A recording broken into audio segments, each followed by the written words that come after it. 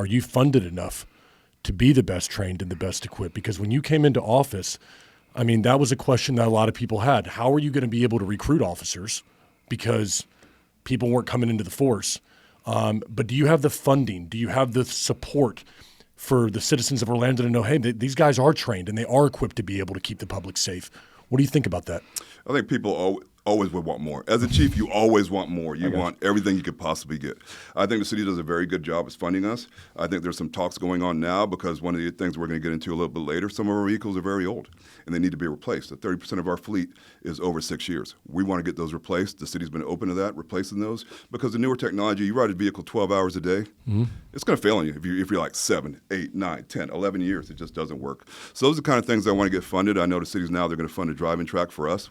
Before we were borrowing, we were, can we go to Seminole? Can we go to Lake? Can we go to Orange County? Now we're going to get our own driving track, which is huge because I've got over 1,000 officers. So that's a big plus for us. It's just keeping things current, keeping the newest technology out there.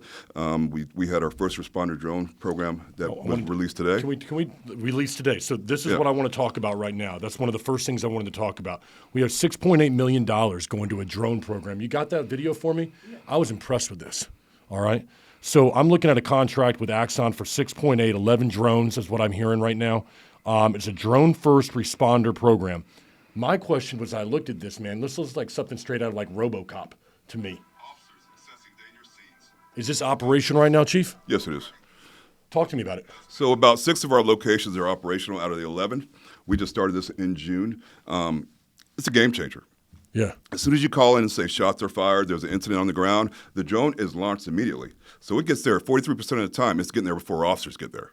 So it's giving them eyes on the ground to see exactly what's going on. We've seen cars leaving. We've seen shootouts. We've seen all this happening right now. We'll watch a car. Hey, that's the suspect vehicle. It's leaving, and we're on it. The cops are vectored in right to who the person is. They're making the arrest right there.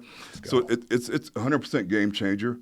And there's other things we can use it for. I mean, the fire chief's already reached out to me. Hey, if I got a forest fire, can I use it? Hey, if I got a big incident, can I use it? There's other things we do. Missing children, we can find those with the drone system because it gets up so quickly. It's just it's a game changer for us, and you can get anywhere in the city within 2 to 7 minutes. Let's go. Yeah, so it's just the technology's there. We're taking advantage of it. I think it's great for the department. It's the future of policing. Talk to me about how these things actually work. Are you hiring drone operators who are getting in there, like when 911 comes in type of thing? Is there somebody that's operating this stuff like locally for you, or are you hiring a company and they're sending these guys out? They got pilots that they're sending out there to help you. How does that work? The FAA pilots are our officers. So our officers are getting trained. So before we started this drone program, every one of our squads had a drone on the squad. So at a 12-man unit, one guy was driving around with a drone. He's a FAA certified pilot. He went to the classes, took it all, and he would launch the drone from the back of his car, send it up there, and try and get eyes on what's going on. Yeah. He also has an indoor drone. But this is game changer because the officers can go do what they need to do. You're not waiting for an officer who may be across the city to drive across the city and park somewhere and set up a drone, or wait for a helicopter to come there, there's a lot of calls for the helicopters, so they're busy doing that kind of stuff.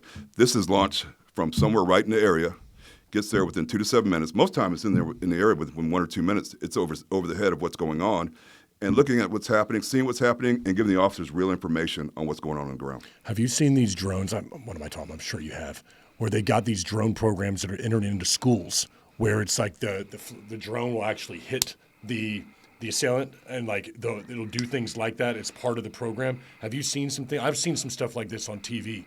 Now I don't know anything more than what you do, but for me that was exciting when I think about like what drones and technology could do to be able to help officers. Technology in drones is huge right now. I've seen the ones in schools. We have the ones that now go inside of a house. Of course, our SWAT team has, but now our patrol officers are getting equipped with those because the one thing I didn't know, which I learned, was the outside drone doesn't work as well inside because of technology interference and all those kind of things. And when we first got them for SWAT, the drone would go in there, and sometimes it just land, and you're like, what's up with the drone? And because interference. Yeah. Now technology has improved so much, the drone goes in and sees what we're doing, what's going on. We also have a robot dog at the department's disposal, which is a great thing. It goes in first before search warrants, saving officers' lives, keeping officers to know what they're getting into. When they go in, they're like, hey, this door is open, there's a domestic inside, we don't know what's going on inside. Either a drone or a robot will go in there, see what's going on. Okay.